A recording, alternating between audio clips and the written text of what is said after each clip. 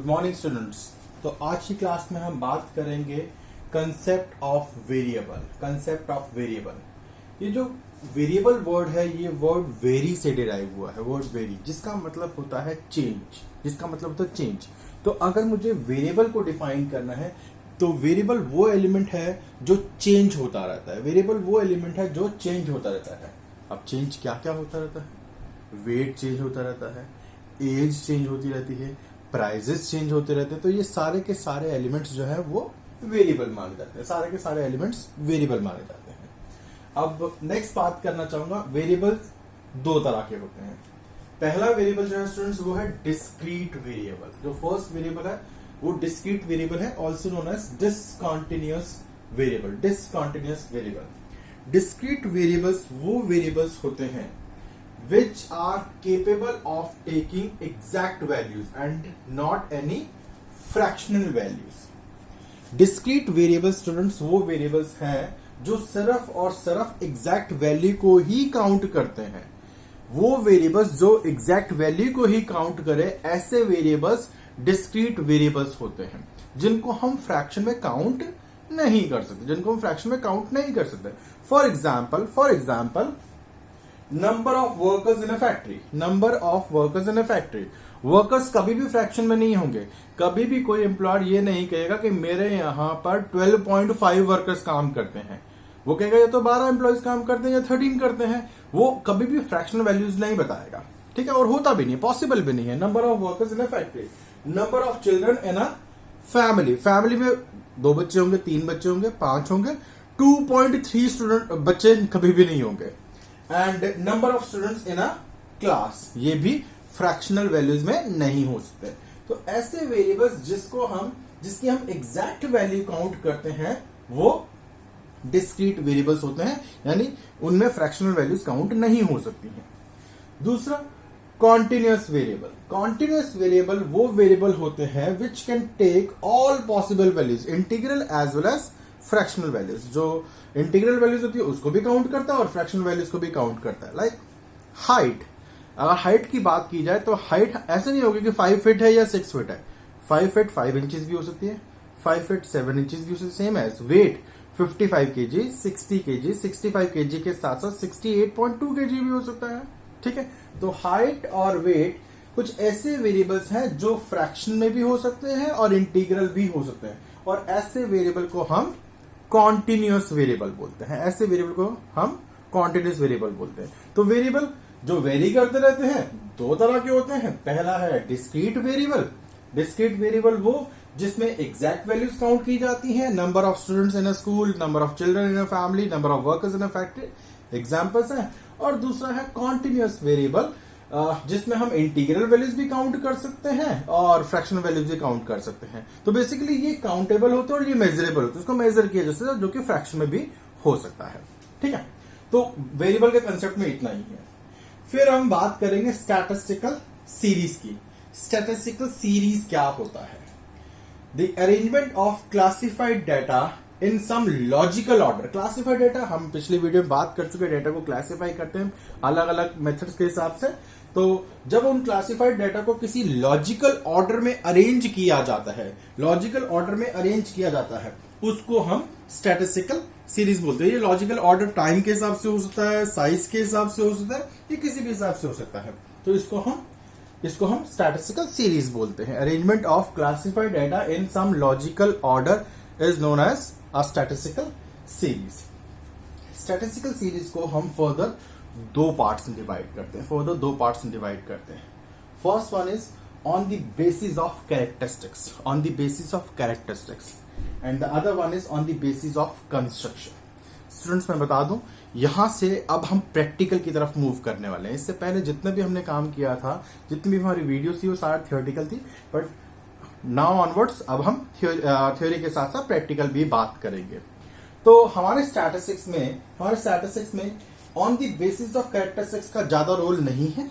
मैं फिर भी आपको बताऊंगा ये होता क्या है। मेन जो हमको बात करनी है वो इसके बारे में बात करनी है। तो on the basis of characteristics 3 types हैं इसके। टाइम सीरीज, जिसमें हम डेटा को टाइम के अकॉर्डिंगली अरेंज करते हैं, टाइम के अकॉर्डिंगली क्लासिफाई करते हैं। मैं पहले बात कर चुका हूं 2010 के डेटा, 2012 के डेटा, 2015 के डेटा, अलग अलग टाइम के हिसाब से जब डेटा को अरेंज किया जाए तो वो टाइम सीरीज होता है, वो टाइम सीरीज डेटा है।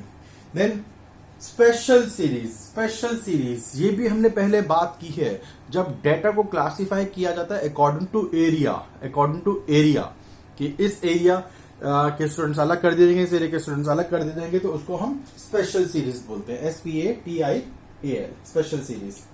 और number third is condition series, जब डेटा को कंडीशन के हिसाब से क्लासिफाई कर दिया जाए तो उसको कंडीशन सीरीज बोला जाता है। अब कंडीशन सीरीज में क्या होता है, जैसे किसी एक क्लास में मैंने कह दिया कि जो बच्चे 15 ईयर्स से कम है वो एक तरफ हो जाए, जो उसके ऊपर है वो दूसरी तरफ हो जाए, तो ये कंडीशन अप्लाई कर दे। तो कंडीशन के हिसाब से जो डेटा को क्लासिफाई किया जाए तो उसको हम कंडीशन सीरीज बोलते हैं। Then on the basis of construction, इसको हमको डिटेल में पढ़ना है। कंस्ट्रक्शन के हिसाब से डेटा को 3 पार्ट्स में डिवाइड किया जाता है। One is individual series, discrete series, continuous series. ये कैसे डिफाइन किया जाता है, कैसे डिवाइड किया जाता है, अभी बात करते हैं।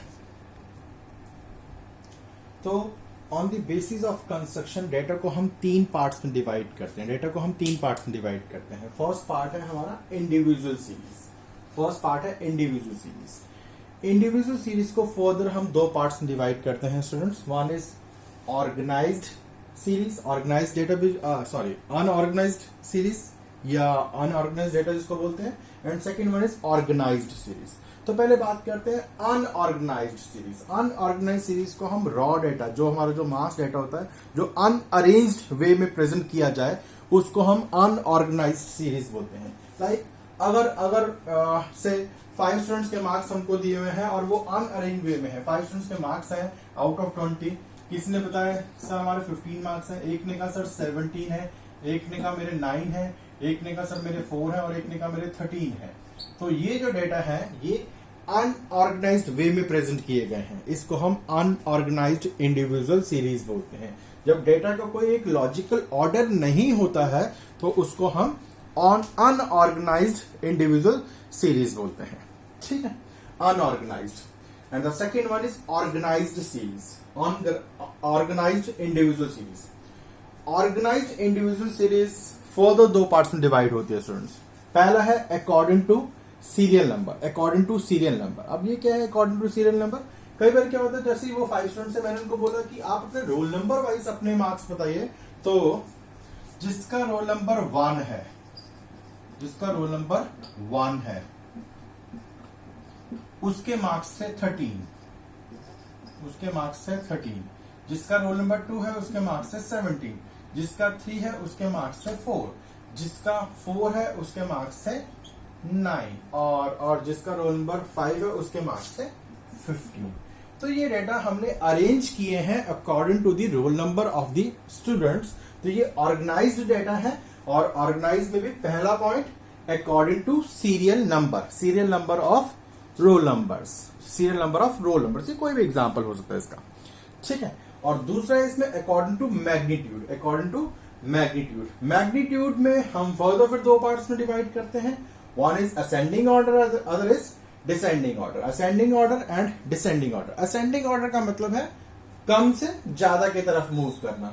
तो अगर यही सेम डेटा को अगर हम असेंडिंग ऑर्डर में अरेंज करेंगे तो ये कुछ इस तरह से होंगे, 4, 9, 13, 15 एंड 17। तो अरेंज डेटा है, अरेंज इन असेंडिंग ऑर्डर, छोटे से बड़े की तरफ। और यही अगेन से according to magnitude descending order में, अब की बार बड़े से छोटा, 17, 15, 13, 9 एंड 4।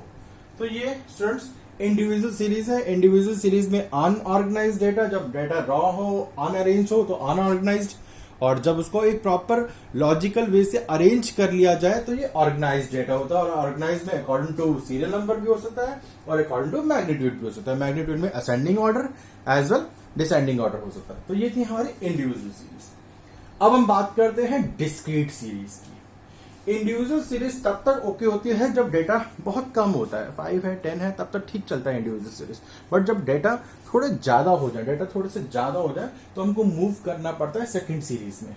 तो यहां पे मैंने एक एग्जांपल लिखा है, marks of 25 students out of 20, 20 में से 25 बच्चों के नहीं 20 मार्क्स हैं और नंबर ऑफ स्टूडेंट्स 25 है। तो वो मार्क्स कैसे कैसे दिए गए हैं, नंबर ऑफ स्टूडेंट्स को कैसे कैसे मार्क्स दिए गए हैं, इस तरह से मार्क्स दिए गए 3, 7, 9, 11 इस तरह से मार्क्स दिए गए हैं।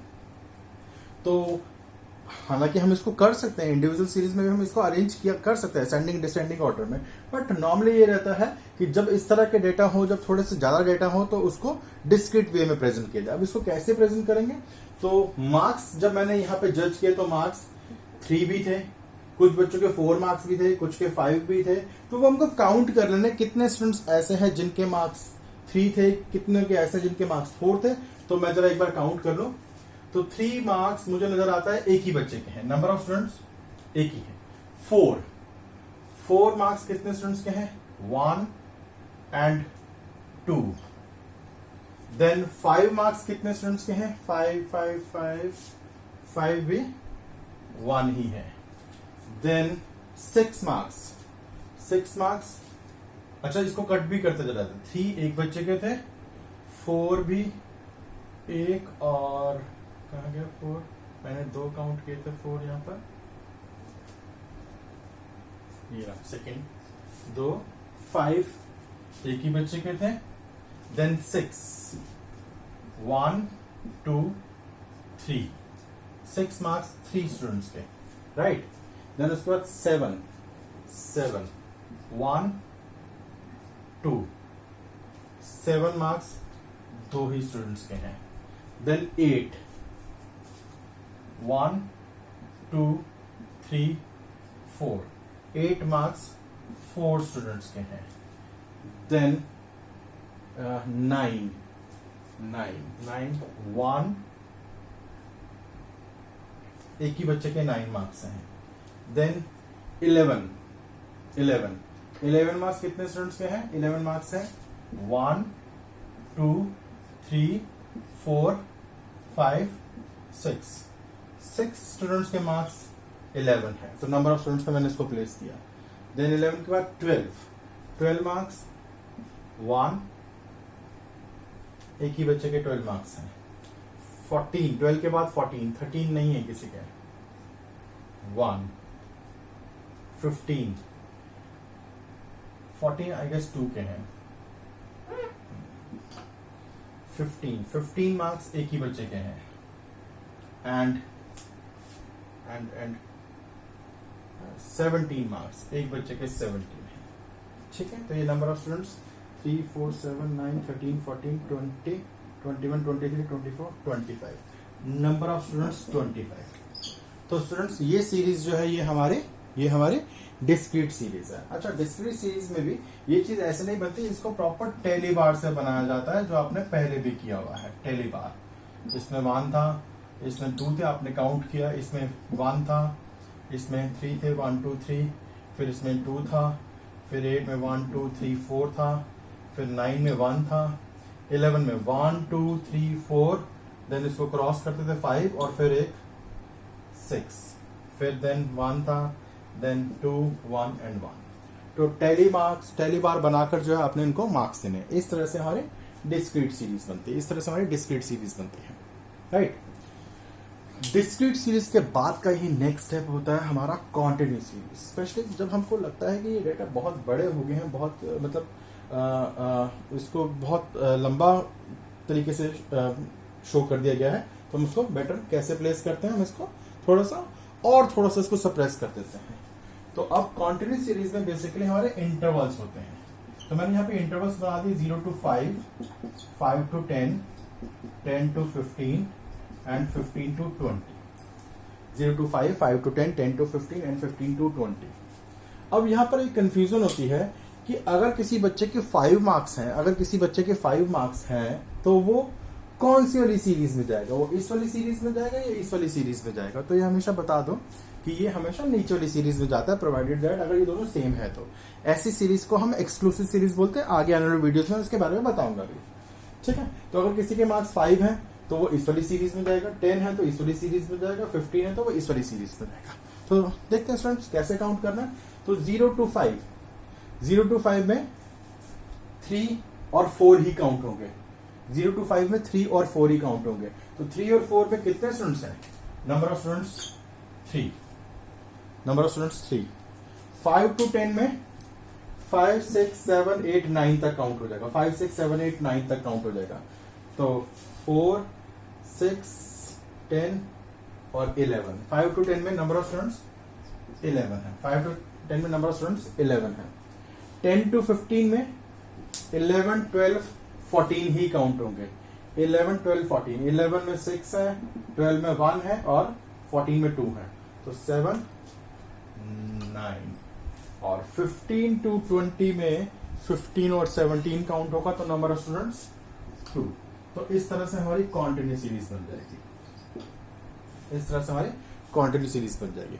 अच्छा, कॉन्टिन्यू सीरीज बनाते टाइम अगर किसी क्लास इंटरवल में कोई वैल्यू नहीं आ रही है, अगर क्लास इंटरवल में कोई वैल्यू नहीं आ रही, तो इसका मतलब ये नहीं कि हम उस क्लास इंटरवल को स्किप कर देंगे। हम उस क्लास इंटरवल को लिखेंगे, उसके सामने वैल्यू लिखेंगे 0 और उस क्लास को हम एम्प्टी क्लास बोलते हैं। उस क्लास को हम एम्प्टी क्लास बोलते हैं। ठीक है। तो अभी इस वीडियो में हमने बात की कि वेरिएबल क्या होते हैं, फिर हमने सीरीज के बारे में बात की। सीरीज में मैंने दो तरह से, अकॉर्डिंग टू कैरेक्टरिस्टिक्स और अकॉर्डिंग टू कंस्ट्रक्शन। अब आगे का जो काम है वो प्रैक्टिकल वर्क है, वो सारा इसी के ऊपर बेस्ड है। वो मैं नेक्स्ट वीडियो में आप लोग के साथ बात करूंगा। Thank you.